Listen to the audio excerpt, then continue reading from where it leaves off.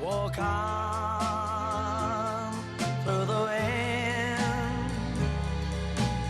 Walk on through the rain. For your dreams be tossed and blown.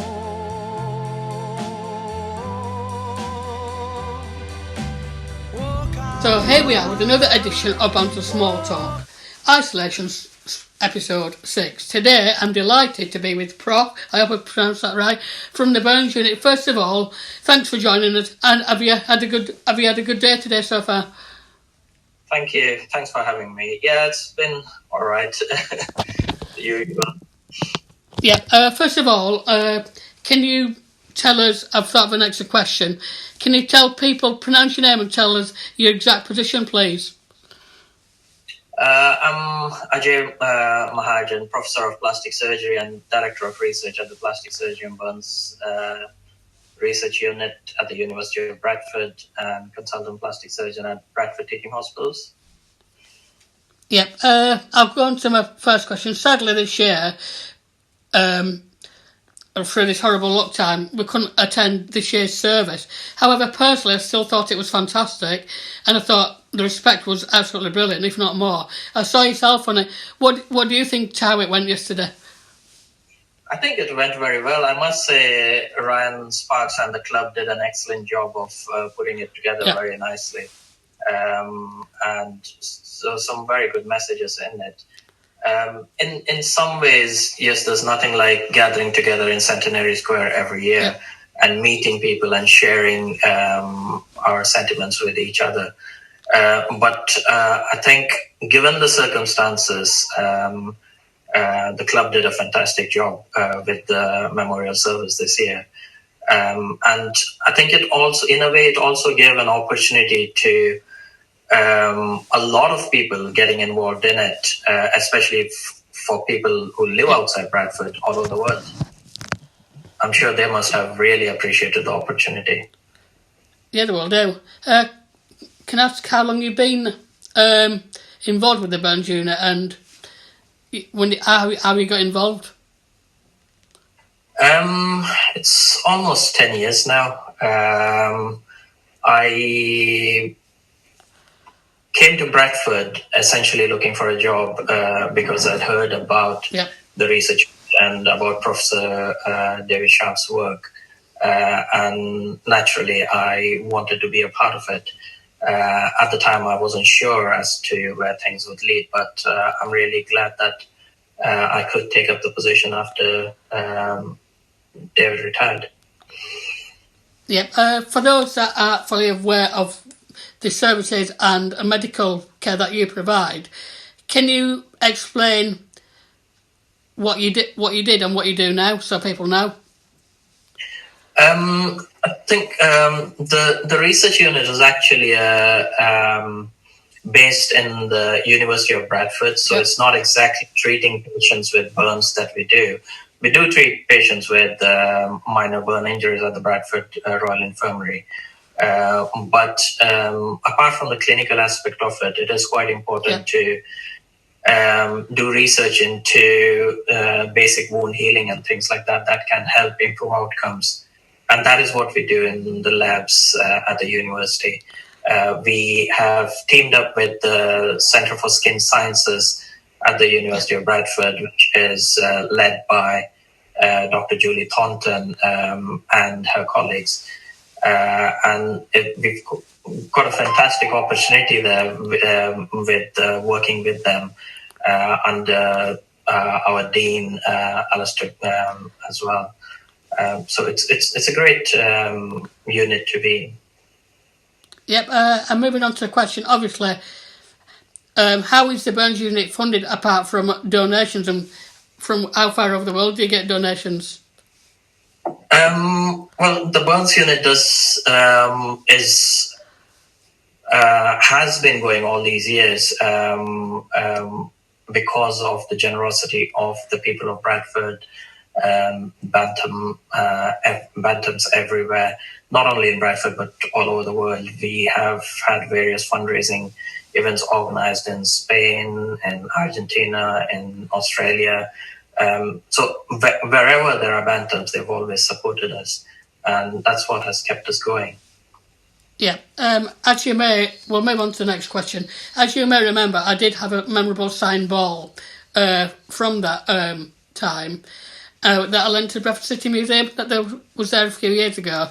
And although I did get that ball replaced from the wonderful Jamie from Bradford City Disability FC, and you presented it, what message would you give to whoever took it?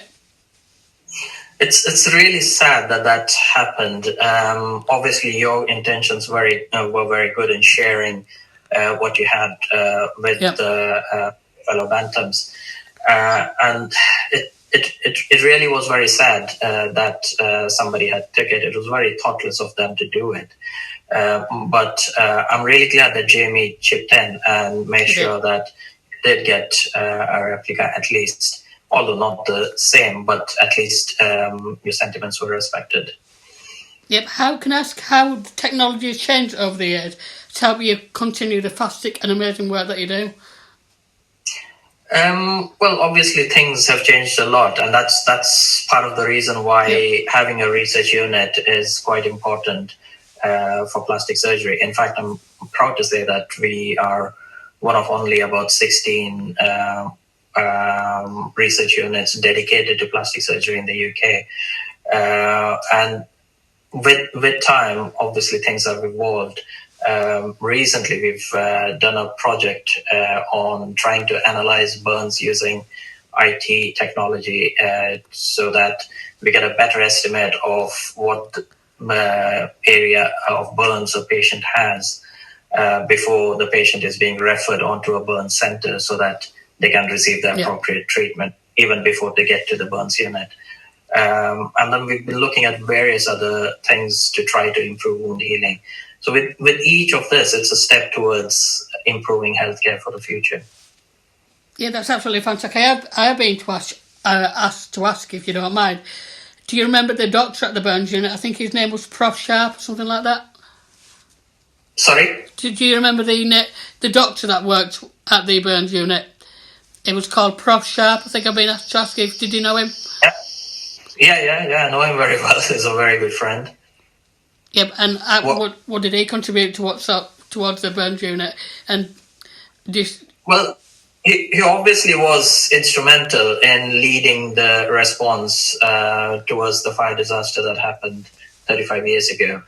It is not only a question of just treating patients, it's managing the whole scenario. And with something as massive as that, it takes huge effort to get together a team to be able to treat patients. And it was great. Like plastic surgeons from all over the UK had come and chipped in and done a teamwork effort to treat patients at the time. At the time, obviously, the demand for innovating things was there because of the sheer volume of patients that were treated. And Prof. Sharp came up with this Bradford sling as a result of that. He had done many other innovations as well in the years following that. But that is one that had really stood out and is used all over the world today. Yep, just a couple more questions which are more sort of personal and a bit more fun. But first of all, during this lockdown, have you been keeping safe, you and your family obviously, but whilst keeping entertained outside your job? And I hope you're all well. Yeah, it's not easy. Obviously, the priority is to stay safe. And if you're not considered as a key worker or it's not essential for you to go to work, obviously you're better off staying at home until things have quietened down. For us, it's not that easy. We still go to the hospital, we still see patients and are exposed to the risks that come with it. But that's part of our job, and we just need to take precautions to try to keep as safe as possible. But for the general public, irrespective of what the guidance is or whatever, I think it falls upon each of us as an individual to take precautions to be as safe as possible. social distancing is going to be the norm for months to come, and hand hygiene and things like that. It's just common sense things that would protect you from being exposed to the virus is absolutely essential. Yeah, because I'm confident myself that the new rules and the new plan will work, and if everyone sticks to the guidelines. So we'll finish with one more question, a bit more fun on Bradford City. Out of all the good times, whether it's a trip to Wembley, what would you say your most memorable moment is through watching Bradford City? Is it one of the Wembley wins? Is it promotion, or is it perhaps one of the cup wins? Absolutely, yeah. And also the win we had against Chelsea, that was phenomenal. I was there on that day, and those are absolutely fantastic memories that I really would cherish for a long time. Yep. So, and we'll finish up with one last one, because I know you've got to go and get back to your job. When do you think we'll see the return to football, and do you think we'll ever see the club again? Realistically, it is going to be a while, and I know it's hard to carry on the way we are doing at the moment. But at the end of the day, our health is more important than anything else. Entertainment and social activities have got to take a backseat for the moment.